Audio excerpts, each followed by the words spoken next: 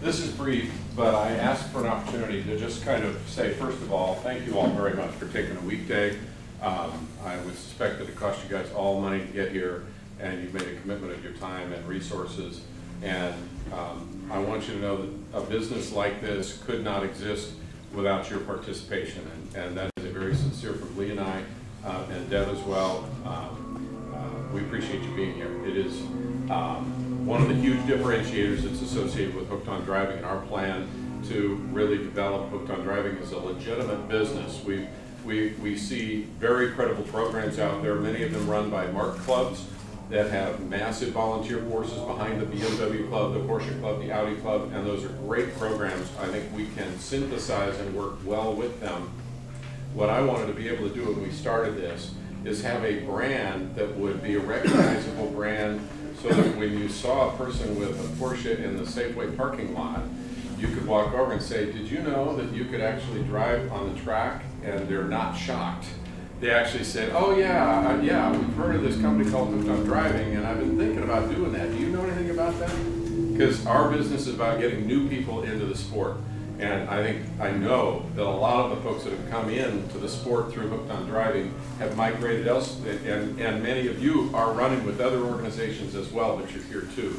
So we're trying to grow this business. I think it's like, isn't this hobby still the best kept secret in the hobby world? And we're trying to do something about that. So we appreciate that. A couple of things. The reputation of the group in this room and across the country, and it's been one of my big victories. Our regions are at different levels of maturity. Some of them are big, some of them are still small, but the one thing we've been able to do is develop great coaching and have a good reputation for the quality of our event. Now, if you go to the Great Lakes region, we need more drivers up there. We need to get the word out to those guys because they haven't heard of Hooked on Driving in Michigan, so we're still working on that part of it. But if you go to a Hooked on Driving event at Audubon Country Club in Illinois, it's going to be the same kind of look and feel. Professionalism, on time, we're having fun. But there are a few little nuances that I just wanted to share, and a little bit picking up from the feedback that we've heard from Deb. We really are very confident in and there are a few new folks here, so we're not confident in you yet, but we will be soon. Dustin, thank you for joining us. But you guys have been doing this, so if you've been doing this with us for a while, we know that the feedback generally is pretty good or excellent from your results, and we basically hear about the complaints. But the thing that I want to remind you of is, and I think it's some of the secret sauce of what Hooked on Driving is a friendly priority towards safety, but in a lighthearted way, a friendly but firm control of a car without us losing our temper, without us talking down to a customer or bragging to a customer. It's really, really important that relationship is a supportive friend, kind of I'm the authority friend to this person that I've just been assigned to. And so we really want that to be a part of how we do business, that the person doesn't get frazzled by your input. The person doesn't get bummed out and lose their confidence from your input. The person isn't stressed out. At the end of the session, there may be challenges, but you've got it condensed into, you know what, we had a couple of tough times going through turn 2 last time, so let's just set this as a goal. And in a nice lighthearted way, we present what we need to work on next time. The one thing that we've heard a couple of times that we did want to throw out that is a potential minor little fine-tuning thing here is in the case of maybe, those of you who've been around the block, you get the student that's magic, and they've got a cool car, and they're cooperating, and you want to stay with them all day. And then you get the person that's a little klutzy and has bad breath and is power shifting down the straightaway and stuff like that, and you go, oh gosh, I'm a little late to that car next time. And so that person gets another coach. First of all, I'm going to ask you to kind of try to gut it out. That when we start out, we don't have hard and fast rules about this, but we ask that you stay with a student until you kind of get them up and running.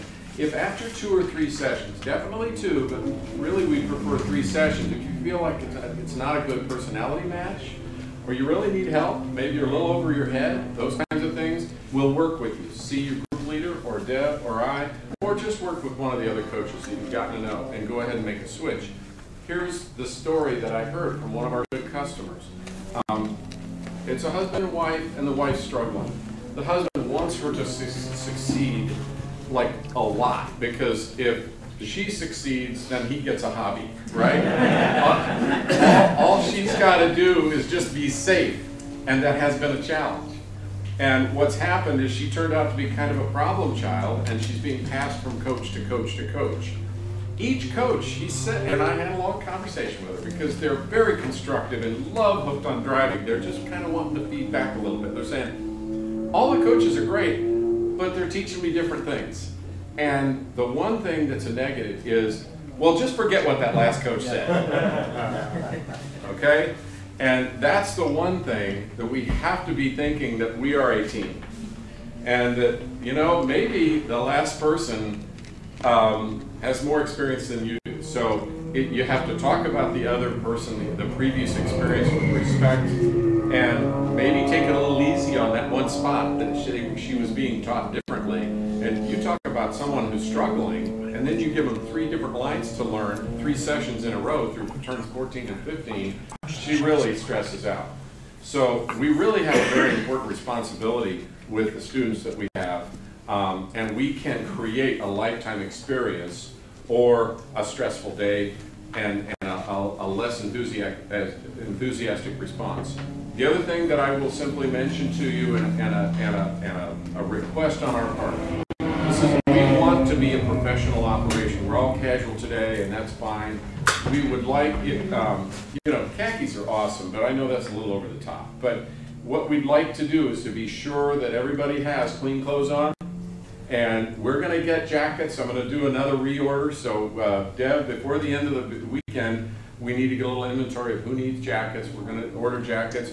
I closed the Pirelli deal Wednesday, and we'll be having new shirts. They're a pretty cool white shirt with black stripes on the shoulders and stuff. So we really have a nice look and feel. But you talk about a confidence builder when you come to an event as a first timer and you're scared to death and you don't know where the bathroom is, and you see 25 or 30 folks that are dressed alike and they're being friendly. And maybe not, you know, yeah, it's good. We love the family atmosphere amongst this group to hang out and shoot the bull and talk about the race last weekend, etc. But it is also has to be an inclusive clique. We want those new people to join our clique if it's a clique.